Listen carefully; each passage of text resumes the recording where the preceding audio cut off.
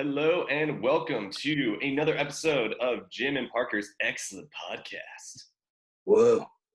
Welcome to the quarantine episode where Jim is social distancing himself over in San Francisco and I'm over in Oakland, California. Obviously, with coronavirus, we usually like to do these sessions together, but times have made us adaptable. So, we have a special episode today where we're doing something a little different than our normal podcasts, as our first two episodes have focused on movies that we pretty much have like the same opinion on, like same ranking on. But today we're talking about a film that is very popular, yet Jim and I have different feelings about it. And that film is Avengers Endgame.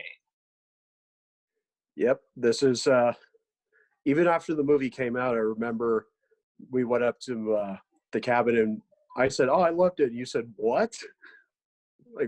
Like I was some kind of nut. So we're gonna go through and just try to figure out where the paths diverge, because Endgame is probably, I think, even more than the original Avengers, was probably the most anticipated blockbuster of all time.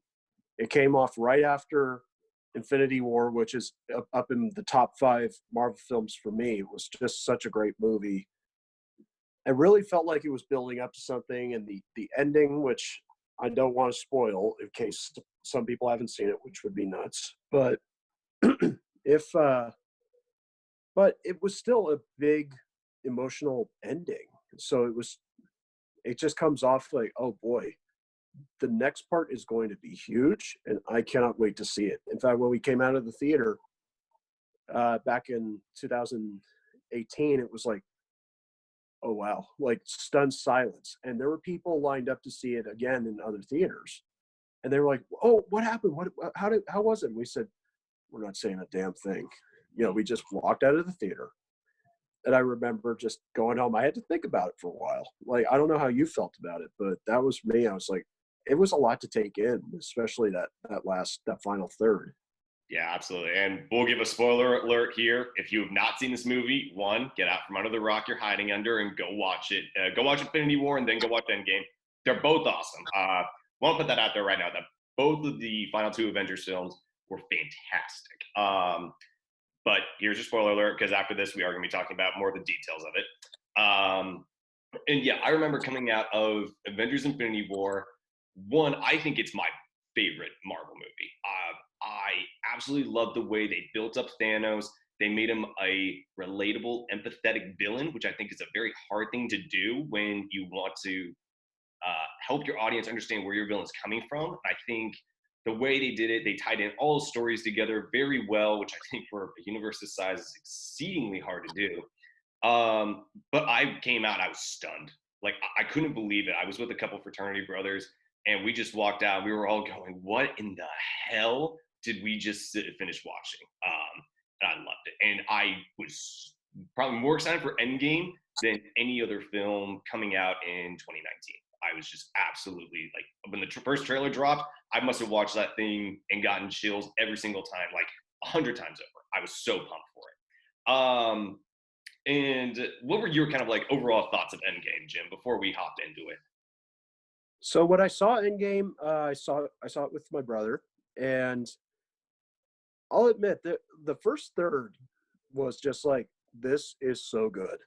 Like, I was just, okay, this is going to be an amazing movie. They're really building up to something.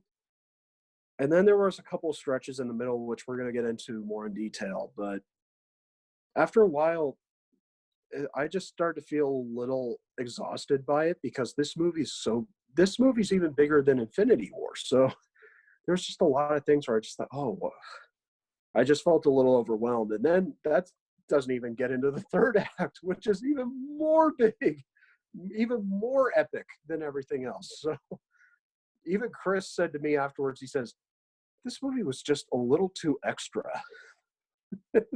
I've never heard Chris say that before or since, but I kind of agree with him. The movie was a bit extra in some cases, but I still really enjoyed it. I thought it was a great follow-up to Infinity War, capped off the original, the Infinity Saga, as it's now called. It capped it off beautifully.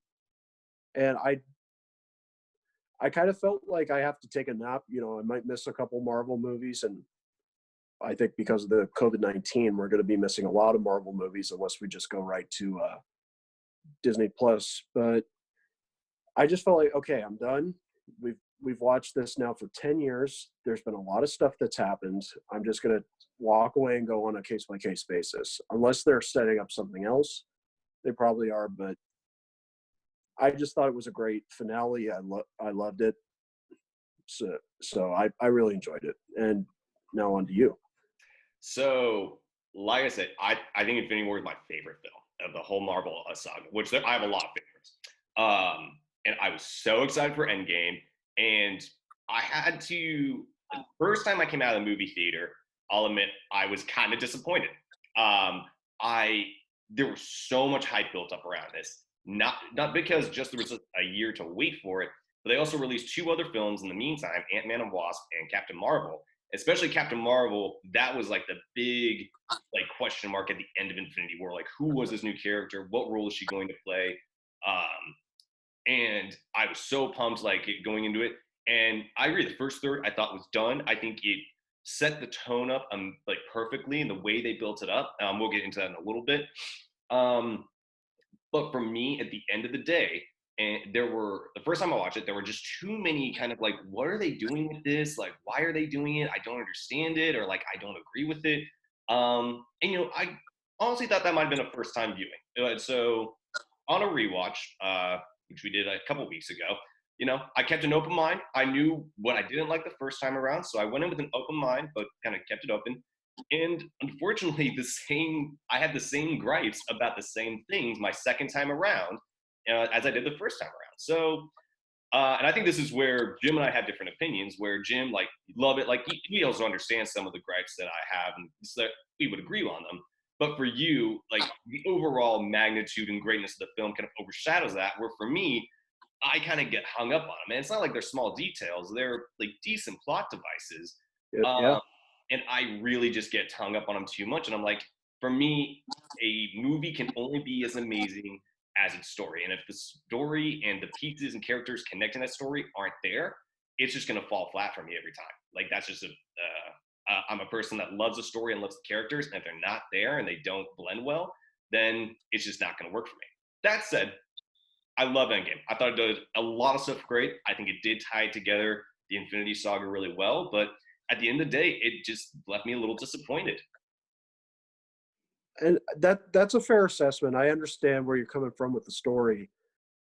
But even after watching Infinity War, knowing that they were going to break it up into two parts, which a lot of people were concerned about because it was kind of a little bit of a hungover feeling from Harry Potter and the Deathly Hallows, which a lot of people thought toyed around with that idea in like the 2000s, late 2000s.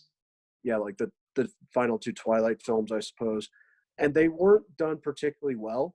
Like Harry Potter, Deathly Hallows was great. I loved it, but I didn't think that they really had to break it up into two parts. If they wanted to do that, they could have just had they could have told J.K. Rowling to make it another book, make the second half of Deathly Hallows into another book. But which I don't know. That's a different story. But with this one, I understood sort of what they were doing.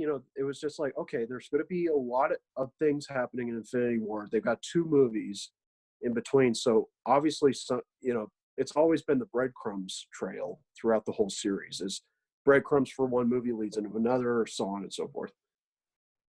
I really sympathize with Marcus and McFeely, who wrote the movie.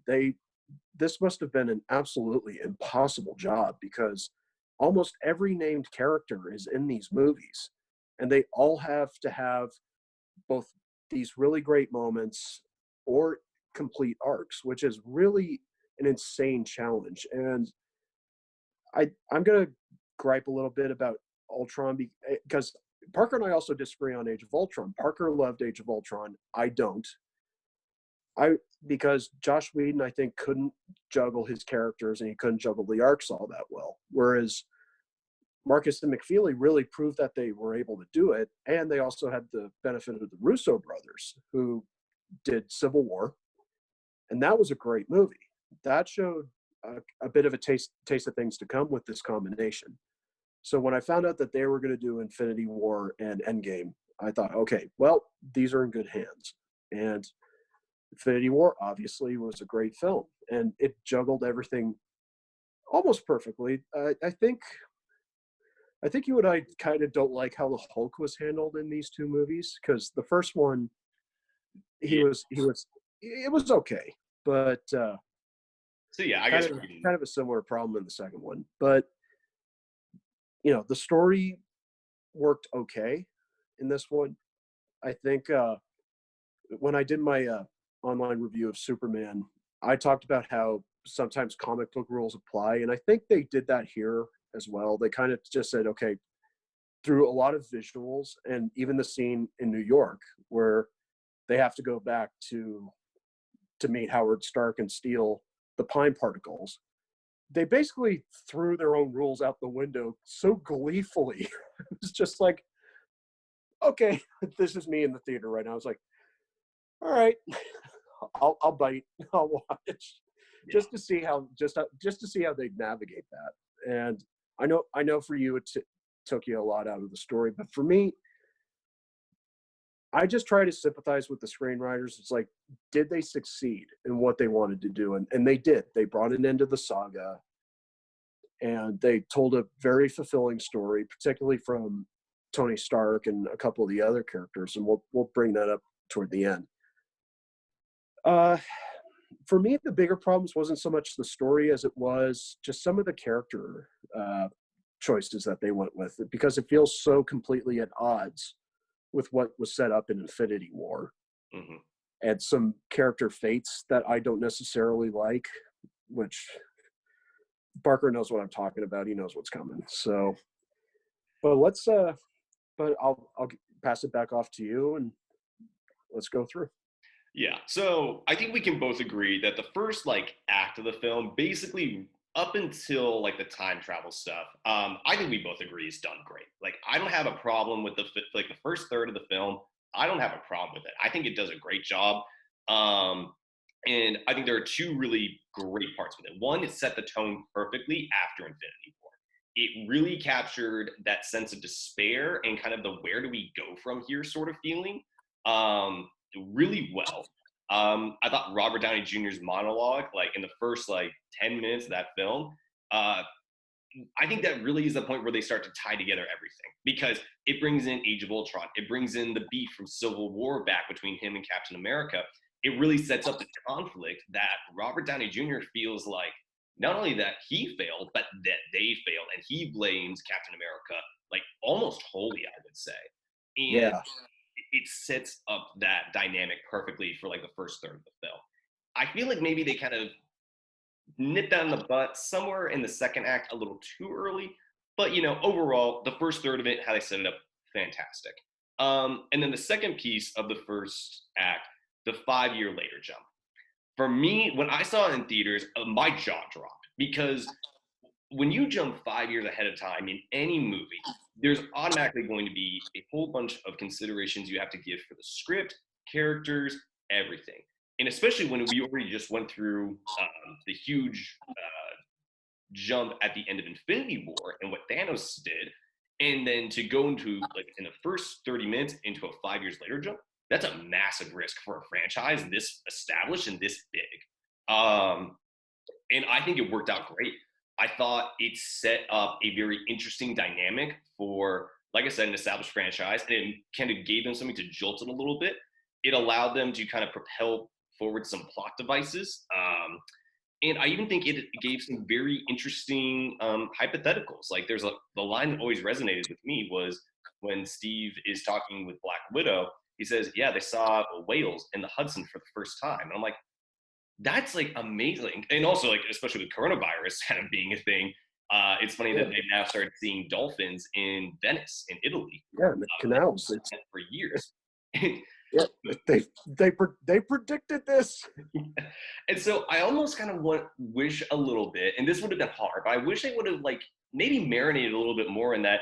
Maybe is the world slightly better with half of the population gone? Like look at like obviously it's terrible, but like nature's returning, all these things. I think there are a lot of major philosophical like kind of conversations that could have come out with it. I'm not sure if that was like I'm not sure that really was the point of the film, or nor should it have been. I think it could have been interesting though. And again, I think a little bit of that piece of I wish they would have sat in this world a little bit more for us, like during this time. But again, with so much going on, that's really hard.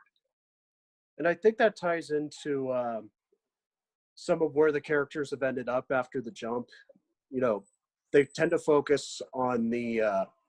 Sorry, there's a truck going past my house. There's I think a lot of it. I don't know. I think a lot of the bad feelings from Infinity War, they still carried through in the pre-credits teaser, and right after they kill Thanos, it's still there when Steve hosts the is doing a group therapy session, and one of the Russo brothers talks about how he goes on a date, and it's a beautiful moment. And then we cut back to Avengers headquarters, and Natasha's basically keeping the lights on and having a couple of the characters go on small missions to try to help out and just function. And I just thought that is so beautiful and so perfect, and it's so true to these people. But then, and even Robert Downey Jr., you mentioned that scene where he just basically cuts into Steve, and yeah, he really let loose on Steve, and it was just, you know, it was just, yep, that pain from Civil War. And I was kind of hoping that this movie would be the reunification of the family, which is what I think they hinted at. Civil War was just so devastating in how they broke up, pretty much. But then things start to take a shift. It's great when Paul Rudd comes back into the picture. He's literally released by a rat. The rat's the real hero of this movie. But he comes in, and he's been in the he's been away from all this. He doesn't understand, and he still has he's the one who brings the spark of hope, which was really interesting. And then you see Tony has a family. He's got a daughter, and he wants nothing to do with the old life because he still feels that guilt. But then you get into things like Hulk. We can talk about these criticisms now. We see the Hulk, and he's basically stuck now. It's opposite of Infinity War, where he couldn't get back into character after Thor Ragnarok. Now he's just Hulk all the time, and he's wearing these little glasses and these little sweaters and eating big plates and taking selfies. I thought, again, this will be like the same thing with Fat Thor, which is, okay, that's a cute joke. It's a cute joke at first, but then he just keeps acting like this the whole way, and I started to really get sick of it. But then later in the movie, I just thought he could be in extreme denial about everything, which is why he kind of goes into this shell, which it takes the death of Black Widow to sort of snap him out of. But even then, that's not handled particularly well. He kind of got the short end of that. And then we come to one of your biggest criticisms is Fat Thor. Yeah. Well, I do want to jump back to the Hulk thing real fast because my issue with Hulk is really not so much what they did with him, it's the jump. Because during all of Infinity War, Hulk is basically Bruce Banner is trying to bring the Hulk out in a lot of moments to like help him out because he relies on him to be the big mean green machine. And like Hulk keeps telling him, no, I'm not coming out. He fights and like you see like the visual CGI effects and like he's not coming out. And we see that through to the beginning of this film where like Bruce Banner's still using like the Hulkbuster suit from Iron Man to like basically be his muscle. And then with the 5 years later jump, he just turns into this thing. And I'm like, okay, I was really curious of why is this fighting happen? Like I was really curious about why is this happening? Like, is it like that denial? Is it that Hulk?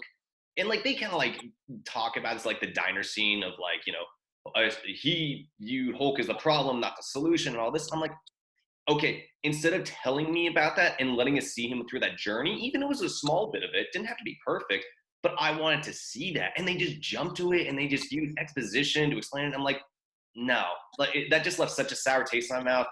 And I really hated that. And Hulk to me is one of the characters I think they've struggled the most with in the MCU to really give him a viable story because he really doesn't have a lot. Like, the first Incredible Hulk film was like, yeah, they just introduced him, like that's his dynamic, but they've never really had a good story for him, and they've always tagged him in with the Avengers and Thor and everything else. And I feel like this was just their cop out, really, of like, we're just making Hulk Hulk. Like, we're tired of dealing with him and all this. And like, but even in Thor Ragnarok, they showed that he could have funny moments, so that like Hulk as Yeah. a character could still be his own thing. And for me, this just felt like a cop out. I really hate what they did with Hulk because I feel like he's always been a character that they could make some good stories out of, but they just shafted. So that really left a bad taste in my mouth. So yeah, and then jumping over into Fat Thor, when I first saw Fat Thor on the screen, I laughed. I thought it was hilarious. I'm like, oh, this is fantastic. He's got a beer I gun, did eating too. ice cream. And I really thought, I did too. yeah, and I thought it was so great for like the first act. But then as soon as I get like past the time travel piece, it's like, okay, this went from like kind of funny into a gag. And I love Yeah. jokes. I hate gags. And well, maybe that's not 100%. Well, a running gag can work. You Yes. know, running gags are great, but like I said earlier, it's the same thing with Hulk. So a little Yeah. side bit. Our buddy Joe Hall said that this could have been a reference to a string of comics called Professor Hulk, in which the Hulk is foreign but he's civilized. But who's going to know that outside of hardcore comic book buffs? Like I didn't. Yeah. Like I'm not a hardcore comic book guy, but I didn't even know about that. Mm-hmm. But again, it's their arcs start as kind of a cute joke. You know, seeing Hulk in the big sweater and glasses taking selfies, it's a cute joke. But they turn his kind of overly positive attitude into a really terrible running gag, which kind of rankled me a little bit. Mm-hmm. And the same thing with Fat Thor. When I first saw it, everybody in the theater just shrieked with laughter because Chris Hemsworth is obviously a very buff, toned guy. So seeing him look like this, even if it's just a prosthetic belly, is really freaking funny. You Mm-hmm. know? And And then seeing him deal with Noob Master, he's sitting on the couch with his friends from Ragnarok. It was really funny. It was like, okay, I could see this happening. You know, he's depressed because he didn't go for the head. It's a logical progression that he would want to drink and eat his sorrows away. I thought that was interesting. And even when he comes back, they make a joke of how he looks like the Big Lebowski, Nordic Big which Lebowski. which was perfect.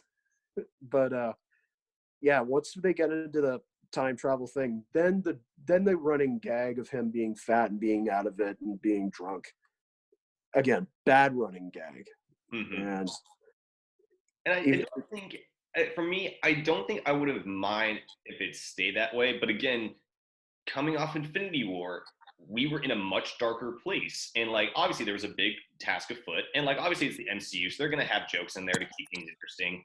But and I feel like with some characters that works really well. Rocket the Raccoon, great balance of very much a pessimist, but it's gonna like make folks and like make jokes and like poke fun at people because that's his personality. Like he already has that sort of like kind of like dark humor inside him. oh yeah, And for some characters, like that's not their character. They don't have that dark humor.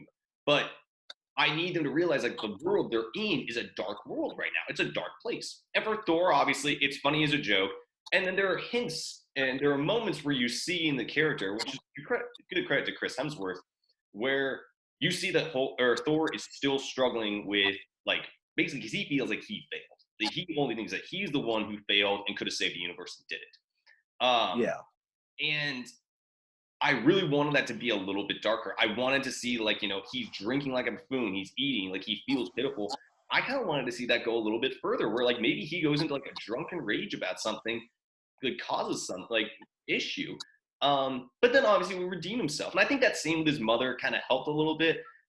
I yeah, just don't think the character was balanced. I have a hard time, and this is what they've also struggled with Thor, just as much as Hulk, but also with Thor until Thor Ragnarok. They struggle. The MCU struggled with a way to keep him interesting because, like, and this was one of your main complaints, Jim. I think going back to the original Thor, that yeah, he's just a god. Like, nothing's gonna happen to him. Like, he's just a god. Thor Ragnarok really made him a personality, and I think it was fantastic. It was really funny, and I think they didn't for me, I didn't need them to change that. I needed them to continue that. Same with Hulk. Like what they found in Thor Ragnarok was the perfect way to talk about Thor and the Hulk, make them like badasses, but also make them funny and kind of relatable. And they kind of shit on that in this movie, which I know is a harsh criticism, but again, Thor Ragnarok was with what Tiki did was a perfect way to do these characters, and they just kind of like make that a running gag again, and it really leaves a sour taste in my I I do understand that too, but excuse me. The the reason why I don't hate them as much as you, like, I obviously I just said that they did rankle me a little bit because again, a lot of it was just probably so difficult to figure out how to make the team have each little individual arcs, and these were interesting choices. But for me, I just tried to think of like what the character was feeling, and again, Thor was suffering from depression, and he chose the wrong way to deal with it. And the Hulk, I'm convinced he's just in denial about everything, just trying to, like, even some of the scenes like later, the big meme where he says, "I see this as an absolute win," and they're just looking at him. Even in the theater, nobody laughed at that. mouth. Hmm. Absolutely no one laughed at that. And I just tried to think. I was like, okay, so what was that about? And I just realized it's like he's in such denial that he's forcing himself to be positive, and then when everything comes down to it, like that brilliant scene when they make their makeshift Infinity Gauntlet, he says, "It's like I was made for this." Like no jokes, no nothing. He's kind of back to being Bruce Banner, kind of at odds with what he feels and what he wants to be, and but still chooses to be Bruce Banner and puts on the gloves and snaps everything back. Hmm. Um, so I just feel like he had to be woken up from this kind of delusion he's built up for himself. So that's why it doesn't bother me too much. Hmm. But what did coming back to the time travel, I knew that time travel was going to have to be involved somehow, or they would have to come up with this truly mad idea to get everybody back together. Like they go into this negaverse or the multiverse, whatever it is, which has been hinted at, especially in Spider-Man. But see, what I don't like the mechanics of it too much. Like not the rules that they set out, because I understand it's a comic book movie and they throw all rules to the wind. It's more just like how everybody goes about it. Like when they go back to like they comment on a couple things, like when Nebula and Rhodey go to the planet where Star Lord's basically reenacting the opening of Guardians. They say, "Oh, so he's just an idiot," and they go, "Yeah." I just thought you just literally took a huge dump on one of the most fun openings to a Marvel movie ever. Like, why would you do that? Hmm. Like, why would you do that? For me, again, I'm gonna call Jim out a little bit here. Like another superhero movie that he loves, and I also love too, but it's not perfect for me because of this. That's the original Superman with the spinning the world back equals traveling back in time. He's giving me the meanest look right now. He knows I'm right on this. And for me, it's kind of the same. Again, this is where I think the movie really broke down for me. Like I could have handled Thor, I could have handled Hulk, and a couple of the other things, but for me, this is where the story fell apart because one, um, it was either that it was too complicated for a regular movie audience, and like we're both smart, like we both have college degrees, like we're smart enough that like we can do basic basic comprehension and stuff. Forget geometry, being basic comprehension. Um, but for me, it was either too complicated, and then that doesn't work for a movie audience, especially a comic book movie. Um, or, and this is where I think is that it literally doesn't make sense because even the rules with which they establish, they then break or like go around. And I'm like, for me, I don't think it actually is a sound time travel philosophy. then again, I'm not like an astrophysicist or anything like that. I don't know a damn bit about time travel except out of like movies and like, just basic other stuff, which again, this movie kind of jokes about. But I just don't. I would have rather they used like the original sort of time travel that we know is simple and comprehensible than like whatever they did here.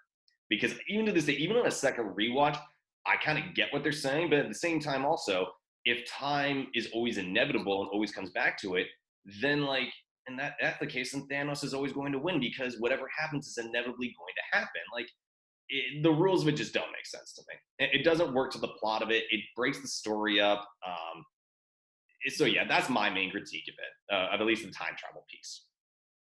Okay. I mean, I understand that the logic doesn't make a whole lot of sense, and I won't harp on the Superman bit too much. But the thing is, I always bring this up as my chief defense against these two.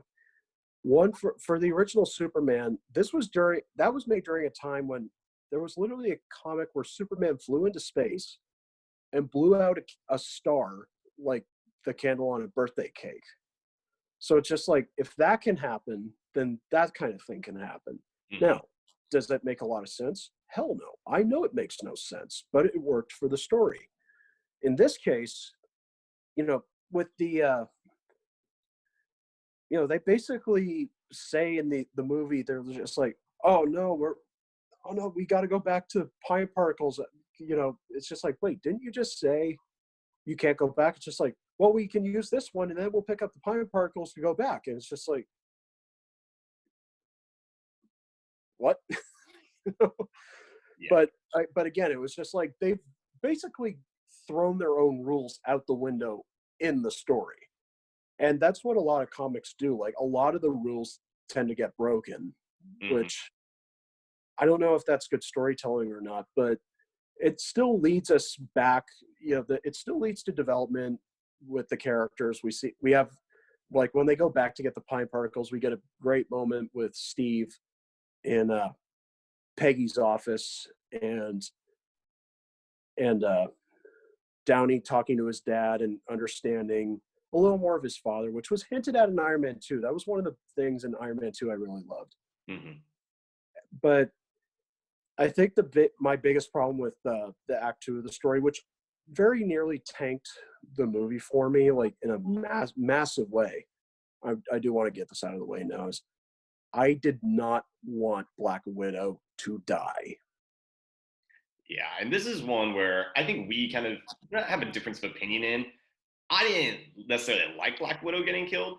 I think the way they kind of went about it, though, is what leaves such a sour taste in. I think both of our mouths, but especially Jim's mouth.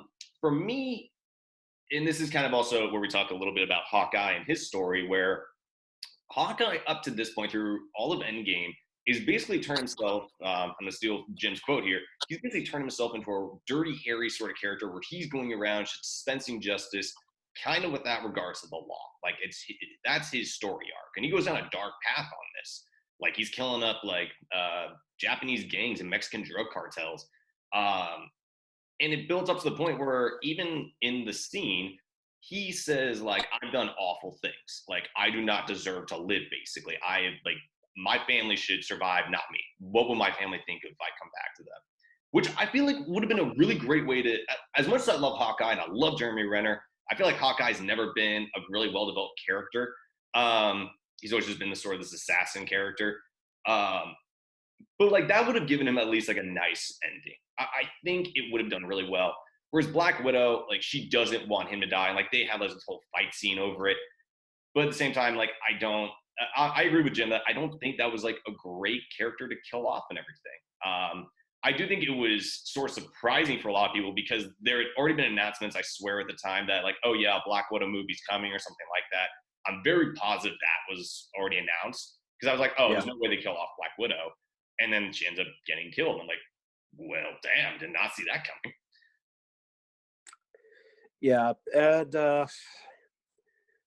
I don't know. It's just because of the way she was developed in Infinity War, because she went with Steve ultimately on that side, and she has to come back. and she becomes the leader of the Avengers pretty much. You know, Steve does his own thing. Tony leaves. And I said earlier, she's the one who's keeping the lights on. She's having all these things done, you know, small things, just because she doesn't want to let go of the family. And when she hears about what's happening from Rhodey, like what Hawkeye's doing, like it just destroys her. Like she's basically seeing her friend who's, you know, get himself stripped of everything, all of his humanity, and she's the one who wants to bring him back. And it just, and I understand that that's probably the logic that led to the scene of her dying, but I don't know. It just felt like it just didn't feel right to me. It didn't feel right. And even the scene following, a lot of people complain that, oh, she didn't get a funeral like on or a memorial service. Just like that is true, but at the same time is kind of the essence for them. They want to restore things. Uh, I don't know, just a lot of mixed feelings, and especially what you just said about the Black Widow movie coming out. It's coming out this year. It's most likely going to go to Disney Plus. That for me, I was just like, oh, come on, really? Mm-hmm. Because now we're saddled with Captain Marvel being a major character, which just the way she was written in the movie, you know, I was, because after Infinity War, I was like, ooh, I can't wait to see this. I watched it, hated it because there was just no character. And in this one, they actually tried to give her a character. Like the opening teaser, she just says, well, you guys didn't have me. It's like, that's Tony Stark levels of arrogance, and I love it. And there was just none of that in her actual movie. Yeah, So, I said we could talk about but Captain Marvel movie another day, but yeah, while we're on the subject, though, I think might be top three for me in my overall criticisms of the film. Um, Obviously, Captain Marvel was hyped up from the second Infinity War ended. She was basically the whole point of the after credits scene in Infinity War. Led to her own movie, where obviously it was a prequel, wasn't going to be a in between movie because that wouldn't have worked. That would have been very interesting. And so I see that we get it that like, yeah, she's a badass. She has the power of a star in her. Like the girl can kick ass, which is awesome. And yeah, I don't know about, I haven't thought too much about Captain Marvel recently, but going into Infinity War, she basically served two purposes for me in my mind.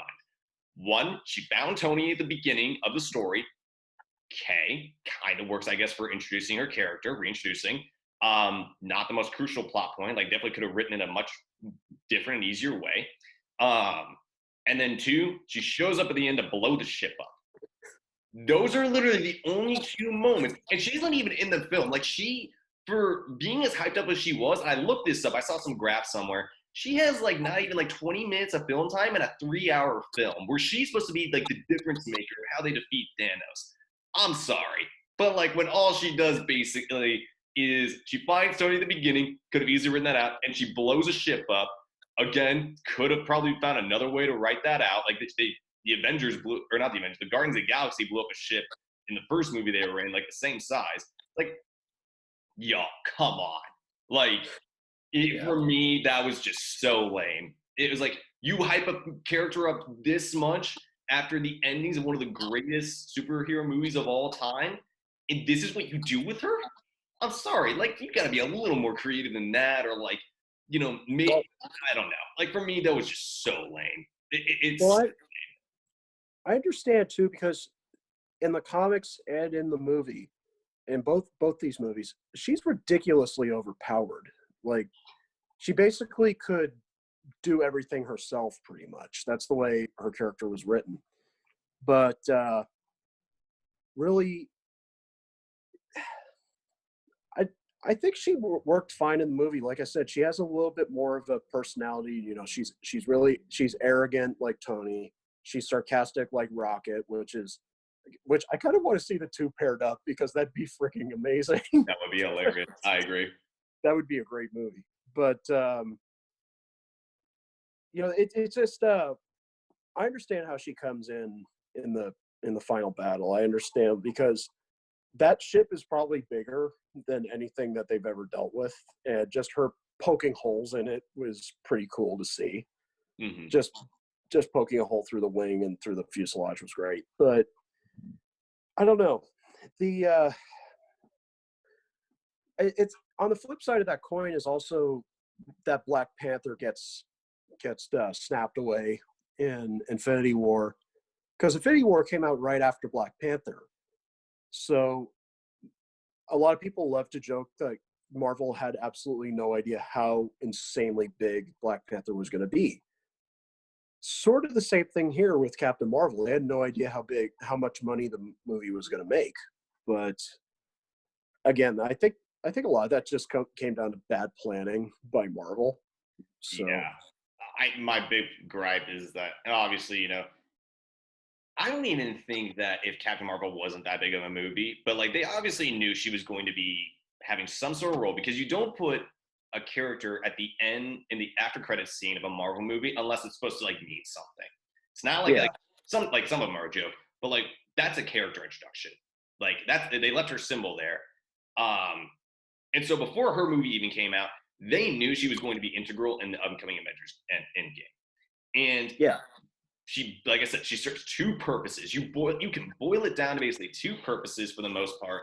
Like, sure, she was in the final battle besides blowing up the ship a little bit, and like there's a scene where Thanos tries to punch her and doesn't even phase her, and like yeah, I think that could have been really interesting. Like, serve more of a point where obviously when Thanos comes back in the third act, he doesn't have the gauntlet yet, and he fights off Iron Man, Captain America, and Thor, and kicks their asses. He really lays them down without the gauntlet. We saw how powerful he was in the first Avengers Infinity War with the gauntlet, even without all the stones, but with the gauntlet still. And I think that could be interesting, like where maybe he gets the gauntlet again during this movie, and like she's the one who has to like fight him off and is the only one who can handle him at his most powerful. That could have been interesting. That I would have erased any sort of gripes I have against her, but they have it for like not even 30 seconds. And I'm like, nope, right. still came off late. So But that I think that might be our segue into the third act, which is I think the reason why I still love the movie, mhm. because the third act and the ending of a movie is, of course, really what stays with you. Like, of course, you go back and you piece everything together. But when they snap everything back, again, there's a different complication where Nebula gets switched with her 2014 Oh, counterpart. if I Really may, if I may frustrating. for just a second, that's also Yeah, another piece of the time travel thing that I don't understand. Like, sure, she's a robot, and like maybe there's all that, but that's just a total like out of the blue thing. And for a movie that tried so hard to defend its time story stuff, and where that basically leads to Thanos coming back and like all this stuff, they don't have a damn explanation about that. Like, I'm like, okay, if you want us to accept everything, okay, fine, accept it. Then don't try to defend your movie's plot devices so much as it to an audience members. Like, the whole point of bringing up all the like Back to the Future, Bill and Ted's Excellent Adventure, like all those time travel movies. It's like either set up this is how it exists, don't defend it, say this is what it is, what we went with, or you provide a defense that is sound and makes sense. And for me, like again, sorry, going back, but that part about Nebula and like how they can see her other counterpart in the past makes no sense to me. did they explain how Superman could turn the world back? I knew that was going to come back to bite me in the ass at some point. But you know what? Different movie, different day. Let me tell you. Yeah, exactly. We're Yeah. going to stop that now. Yeah. But But I do agree with but you as soon that, as you started saying that, I was like, I've got you. yeah, you do get me But okay. But yeah, I agree. Like Nebula really became a great character in Guardians Volume 2. there. Hmm. And I love their interaction she has with the team. Like they don't necessarily know what to think of her, but she proves herself trustworthy to the team, and especially to Tony. That they have a great scene where they're playing paper football, which is again a really great touch. Just kind of a gentle note to start the movie on. That even though something dark has happened, these characters are still going to be their characters. They're going to find some positivity through all this. Hmm.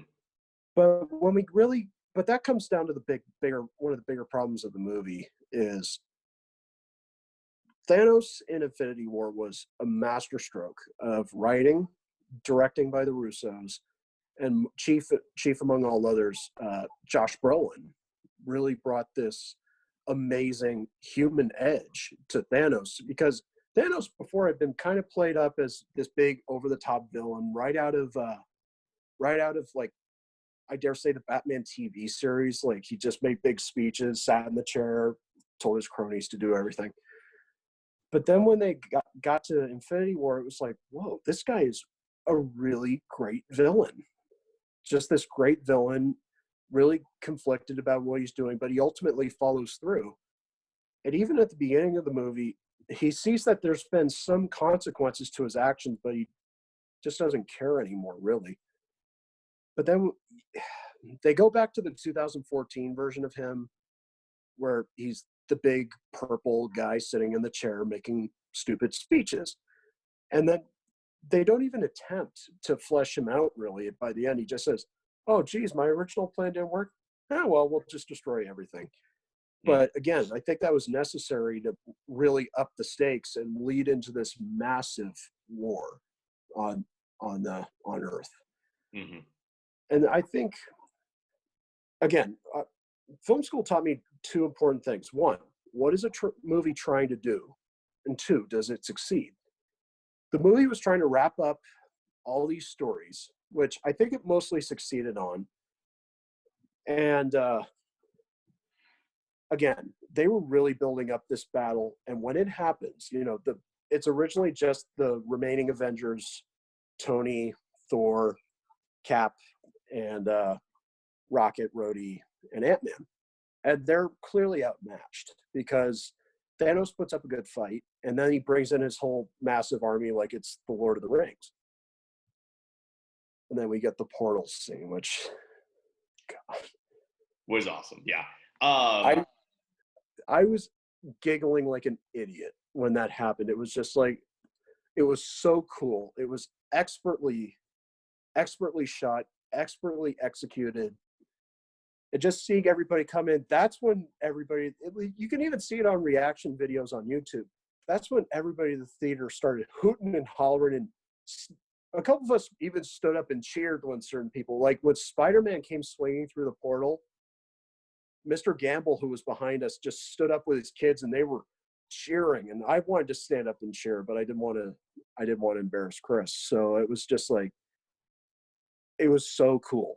It was right out of the panels of a comic book, which is what Marvel has just been so perfect at. They've been able to lift these ludicrous panels and these epic panels that you think, you can't do this.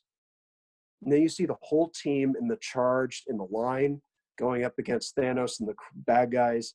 That just, it's great. It's great. Even the small things that happen that aren't that good are completely blown out of the water.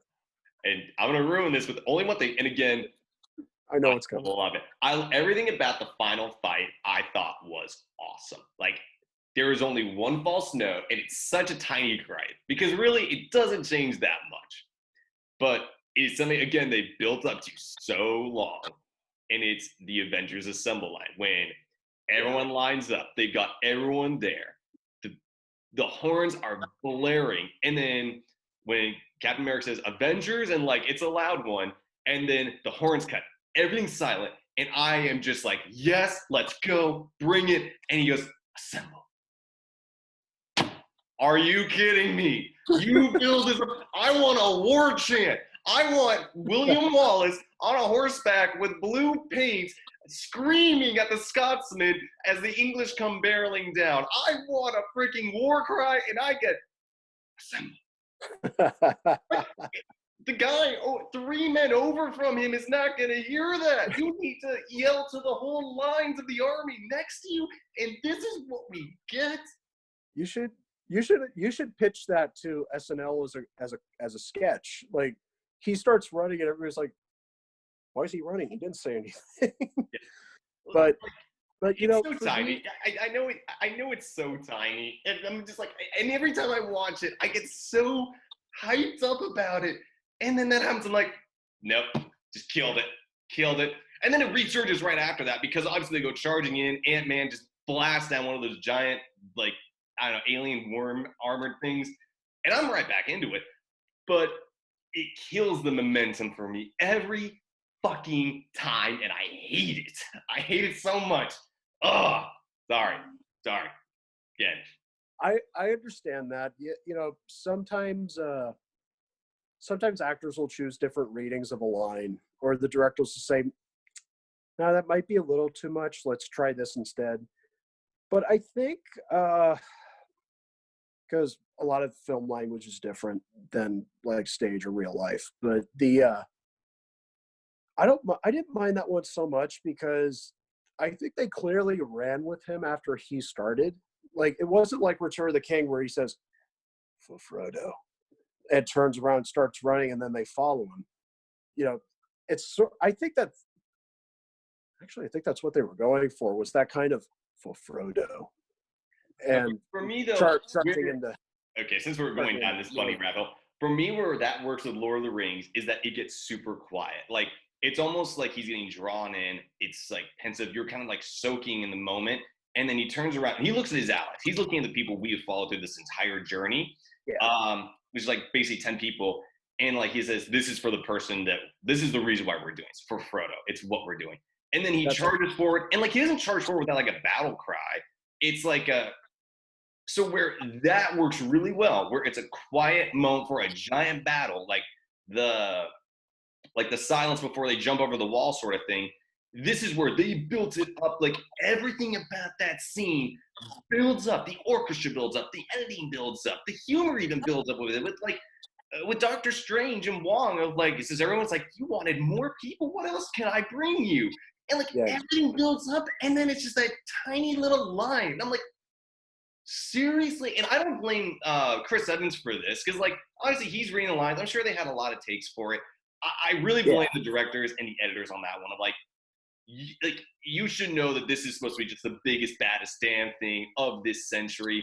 And like when you drop a little line in there like that, like I don't know if they were trying to lull the moment, create a break. I don't know. I hate it though. It doesn't work. For me, I think it works simply because, like you said, it's pretty much been built up since the first Avengers. And they almost did it at the end of Age of Ultron.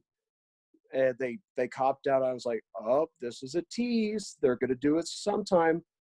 And as soon as I heard Avengers, I was sitting in my seat. He's like, he's going to say it. He's finally going to say Avengers Assemble. And he did. It felt like for me, it was gift wrapped for the fans. For me, it felt like it was the cherry on top of the moment. It's like he finally said the line everybody's wanted him to say for the last God knows how many movies. He finally said it. Just like I thought, okay, he whispered it, but I just thought I don't care. It was great, and then they charged, and it was just okay. It's like for me, it's small potatoes. Okay. It's small potatoes for me. I think we're going to have a difference of opinion on this one for a long time. But before we hop into, I think, and you kind of already alluded to this, but I want to hop back to it because it is my biggest gripe of the whole story, or the whole movie. I think kind of just like, as we've talked about this more, and this is probably like the 10th time we've talked about this film in like such depth. I kind of wonder if the part of the reason why I don't like this film as much is that it tried to do too much with fan service. It felt like Infinity War was very much like, this is what we're doing. Like, we're bringing everything in, but there's not like a lot of fan service here. This movie, obviously, they built up to it for over 10 years, 20-something movies, but I feel like they kind of pander to the fans a little too much. Like, I don't know if that's a fair criticism. Like, there are definitely moments where I'm like, it's kind of cheesy and all that, but and like they do it in a lot of Marvel movies. But I feel like for this, like, and again, was after Infinity War. Infinity War wasn't as much a fan service film. Like it was the summa cum laude of Marvel. It was everything to the highest degree. And for this, I wanted it to follow up with that. Like if freaking Black Panther can get nominated for an Academy Award for Best Picture, like this movie should have been able to top that. It should have been the ultimate culmination. Like, and I feel like the fact they were trying to blend in all these elements and do a lot of fan service, maybe that just didn't work well. I don't know. That's fair. that's fair. There is a lot of fan service in this movie, but I don't know. It felt, a lot of it didn't work too much. A lot of it just felt like a few too many winks to the camera. Like, but the fan service line of Avengers Assemble was perfect because that's something that's been built up for a long time. Whereas a lot of the shots and a lot of things like hanging on the walls or things that happen does feel a little shoved in. But I'm trying to think of where Feige and a lot of these people are coming from. They've sunk almost 15 years. That includes like pre-production, planning the contracts with Paramount and Disney. They've sunk a lot of time, and the audiences have sunk so many years into this. And you have to, it's everything's so intricately planned. You have to see one movie that enriches the next, or you can just watch a movie on its own and still pick up on it like 4 films down the road if you miss them. This, for me, it was just like, we made these for you. We thank you guys so much. I think that's why they just wanted to tell the Marvel fans, we love you. Thank you so much. We're going to make the biggest movie we can, to show that that your effort has paid off following us, and it will continue to pay off until God knows when they want to stop making these. But I felt great after watching it and seeing that. I got a little teary eyed at the end because, yeah, in the credits they did what they did on Star Trek VI, The Undiscovered Country. They had the main actors, the key Avengers, put their signatures on the screen because it was literally, they're signing off. And I was just like, that is perfect. That you couldn't ask for anything better than that. Yeah. And even though I know I'm going to see more Black Panther films, I want to see the Black Widow movie, I want to see Guardians 3. For me, it was just like, if I decided to stop watching Marvel right now, that would just be satisfying for me. And I think we should go into that too, because I think we should talk about all the actors now. Like the best actor out of all this was Downey. Oh, absolutely.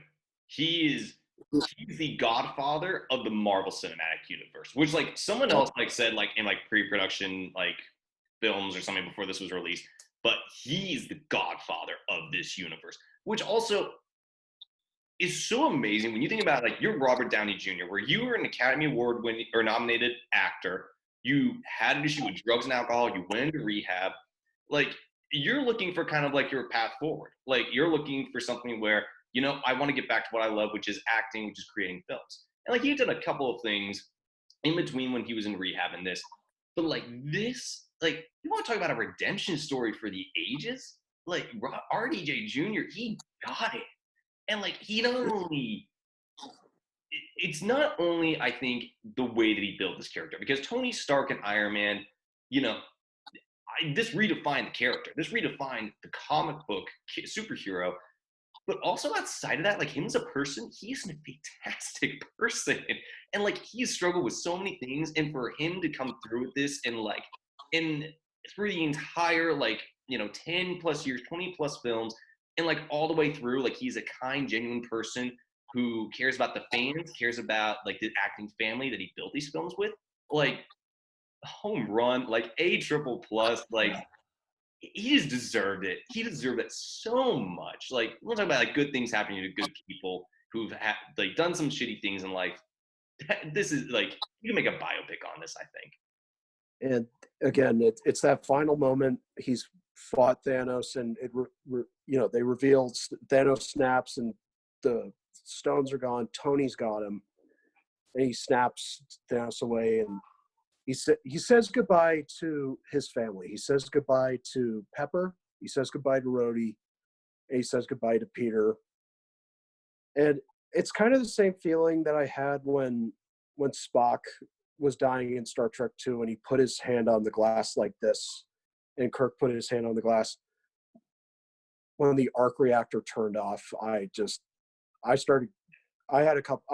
shed manly tears. I was like, damn, it was the best way to go. And the fact that he was silent was because I think he said that he had a line or two, but he decided I'm not going to say anything because the snap was so overwhelming for him that he couldn't. And it was just like, that's great. Mm-hmm. He didn't have to say anything. And even the funeral at the end where you see the original arc reactor, the original spark that started all of this.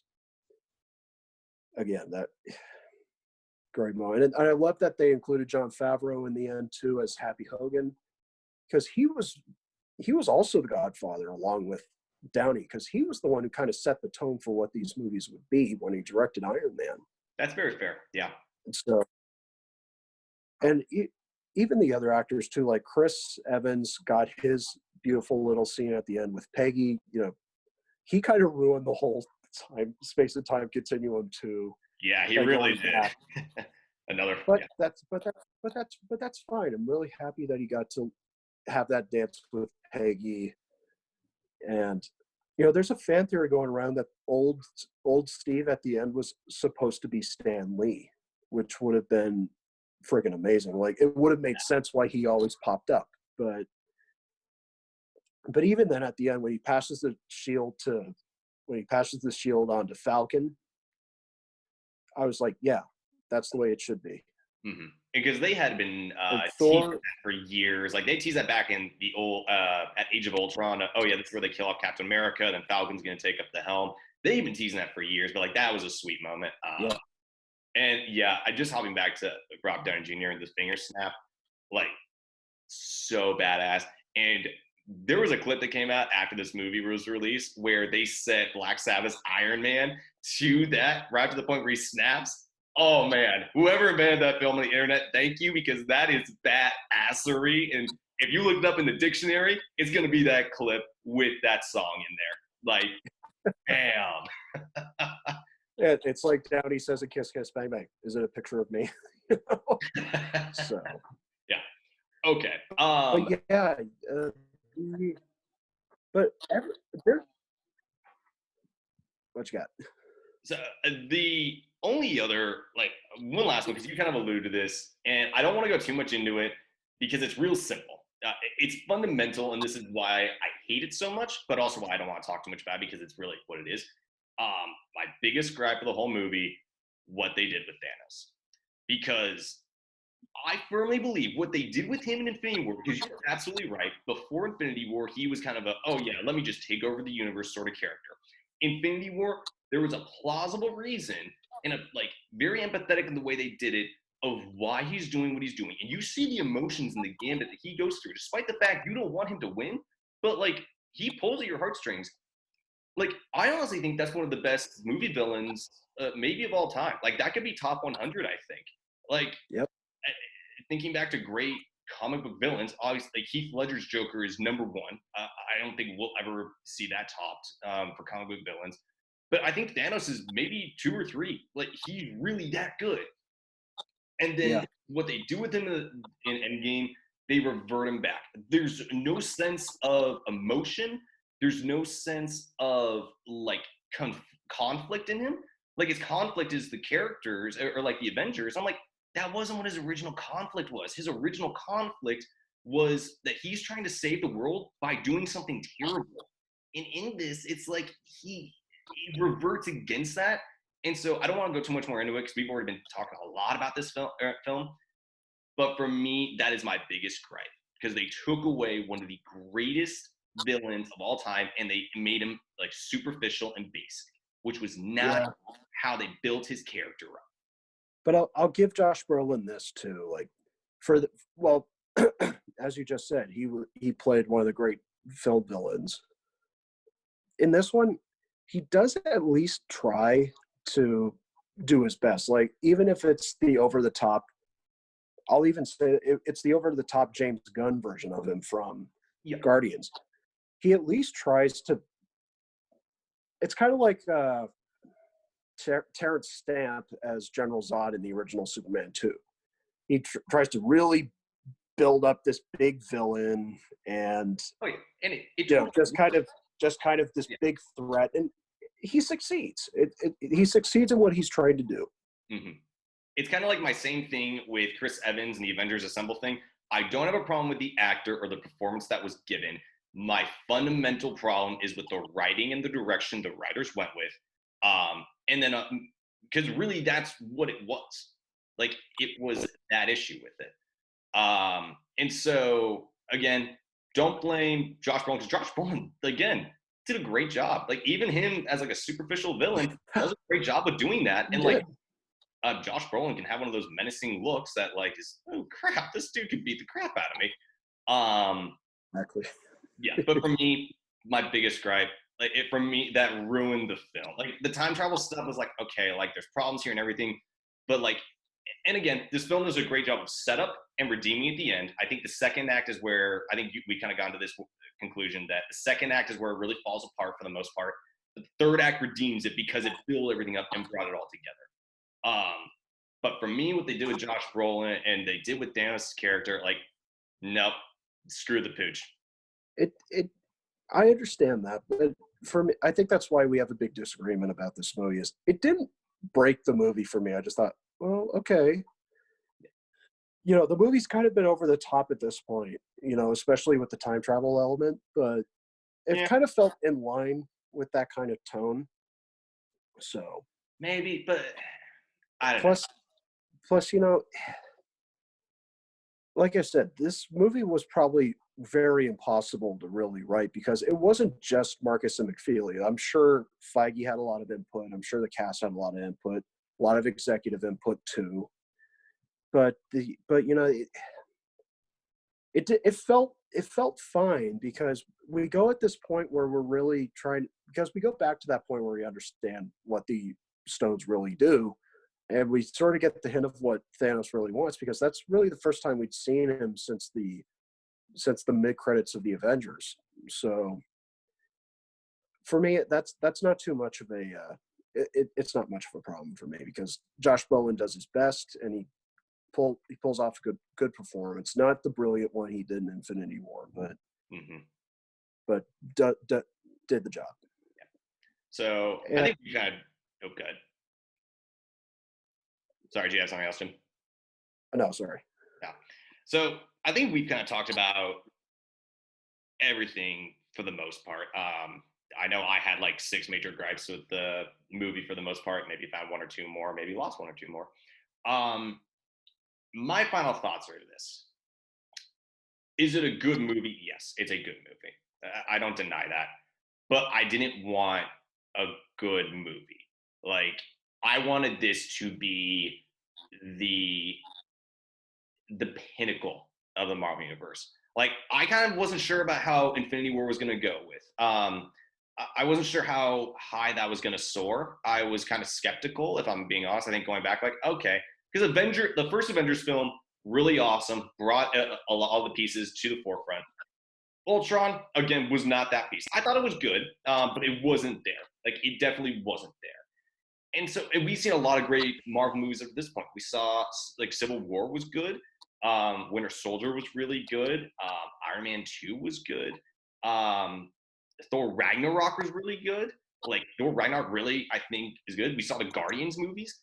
We'd really, I feel like Marvel movies, even into like the last third of the Infinity Saga, some of the movies were hit or miss. Some were like really great. Other ones were like, yeah, it's a Marvel movie. Like, we know it's going to be good, but like, it's going to be as good as the other ones.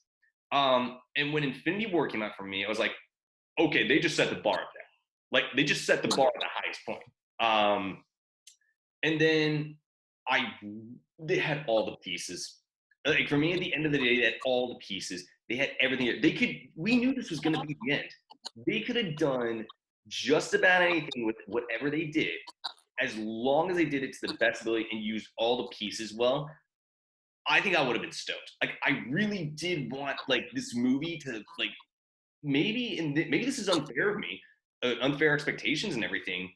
But unfortunately, that's what these movies do to you. Like, that's what they do to people. They get us so pent up and have so much energy around it because they are that good.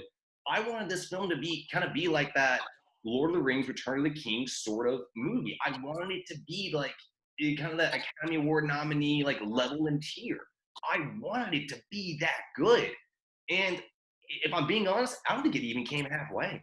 Like Infinity War got real close with it. I don't think this even got halfway to that. And I know that's very harsh on me, but at the same time, like this is also again after a second rewatch where I went in with a more open mind, trying to kind of see where the pieces were, and all the same criticism I had last time, I had this time. So, you know, Right. I don't know about a final ranking yet. I'm not sure if I could give this film a final ranking, but what are you like? What are your last thoughts, Jim? If you had to do this in summary, So after having Black Panther come out, which was a really great film in its own right, not even just as a Marvel film, and Infinity War, which again is in the top 5 Marvel films for me. For me, I did get really hyped as well because you know, Infinity War got me excited. I was excited to see where this would wind up. But in the back of my mind, I was like, just as long as it works as a part two of a 2-part story, then I'll at least have that base satisfaction. And I did. For me, it felt like a part two of the story, convoluted as it could get. The good moments for me just outweighed the bad moments, like Downey doing what he does because he's Robert Downey Jr. Chris Evans being able to wield Mjolnir.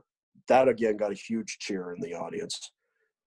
Uh, you know, all the cast's doing really well. I really am going to miss ScarJo in these movies. I know Black Widow's coming, but I'm really going to miss her presence on the team because I think it's going to really be missed. Uh, there was just so much good cheer from a lot of the characters, and again, like I said earlier, it's obvious that even though Disney's making billions of dollars with these characters and every money's basically paying Robert Iger's nest egg for the next God knows how many years, it's it still feels like these people, like it starts with Feige at the top, goes down with the cast and crew, that they really genuinely cared for us and they wanted I want to think that they just wanted to pull out all the stops for this movie, just make the biggest, the most epic, the most insane kind of comic book movie ever. And for me, it mostly succeeds. You know, like I said, you and I share a few gripes, but a couple of those gripes don't bother me too much because the good, for me, the good outweighs the bad. And I don't think anything will ever, for me personally, my favorite Marvel movie is still Winter Soldier for some reason, but Infinity War came really close. Black Panther came close, and Iron Man is still one of the peak Marvel films. Endgame, I don't know if I'd put like it's in the bottom 10 for me, but I still think it's really good. You know, it works it's a part two to the story. It brings the Infinity Saga to an end. It's taking us into a new phase, and that for me did the job. mm-hmm. And maybe that's kind of where maybe I'm a little unfair with it is that I didn't want a part two. I wanted it like, and that's kind of where we saw the challenge with some of these part two films in the early 2010s is that sure they worked, but they weren't really that good. And like that's where they like after we saw those two, this got scrapped as like a part two officially. And that this was its own movie. It exists like if you had to go and watch this film without seeing any of the other films, you'd be like, well, what the hell's all this? But That's you true. could watch it as its own film. And I think maybe in summary, I didn't want a part two. I wanted it to stand on its own, like a class above the rest, and it just didn't. So with that said, if you had to give a ranking to this film, Jim, A through F, 1 through 10, what would you give this as a ranking? Uh, I'll try to do both. So for a letter grade, I'd probably give it a B plus. For a number ranking, I'd probably put it at maybe 8 because Infinity War is like 9.5. Mm-hmm. Infinity War is like an A movie for me. Yeah. This one is a B plus. Like I said, a couple of the choices they made, I don't know how well they're. I don't know if again, because of the intricate play, I don't know if they're secretly trying to set other things up or if they're trying to wrap something up that maybe we didn't notice. But even so, if it's billed as a part two to a story, it should deliver. Like the original. It's not. This movie's not in the same class, but I think of like Godfather Part Two or Empire Strikes Back. Do they go bigger? Yes. Do they try to go better? Yes. Empire Strikes Back was better. Part two, same tier. A couple of things were better than part one. Endgame didn't, but it still feels like a part two, and that's at least that's where it should succeed. Now, you and I disagree on that, but that's fine. We did have a movie in this series where we would disagree. Yeah, that'd be pretty boring of us if there weren't a couple films we had different opinions on. Yeah. If I had to if I give a letter ranking, I'd say B minus because it does a lot great. It really does, which makes it so hard. Like, especially when I start getting on all the complaints and gripes I have about it, I always go back to like, yeah, it's still really awesome. It still builds up so many great moments. Um, and so for me though, I think at the end of the day, I'm always just going to be disappointed by this film, which really sucks. But I just kind of in my mind, I know it's never going to live up to that hype and to those moments before. It just isn't. So for me, I think if I had to give a letter grade B minus a ranking, I don't know. This is a little harsh. Like again, we can do two different ranking systems. I don't think these are really intuitive of anything. I probably go 6.5. Like for me, I could give stars for Robert Downey Jr. for bringing it all together for the final fight scene. But then at the same token, I could easily take away stars for how they did Thanos, the weird, wacky time travel stuff, and like a couple other things. For me, maybe it kind of balances out because there's so much that's really great and then so much that's really like not great. And then weirdly that balances it out. Like it's very polarizing in those two things. But yeah, I think I'm just gonna have to learn to accept that because obviously they're not gonna remake this film. So I think that's what it is. Okay. Yeah. Okay. I think that's good. Yeah. All right. Well, for everybody listening, and I'm not sure how long this one's been, but it's probably been a long one. Thank you for tuning in to Jim and Parker's excellent podcast. Check us out next time, where hopefully we'll be back together doing this instead of over a handy little Zoom call. And until the next time, I'm Parker. I'm Jim, and we'd like to add as well, stay safe, stay healthy, stay positive. We're going to get through this. And wash your damn hands.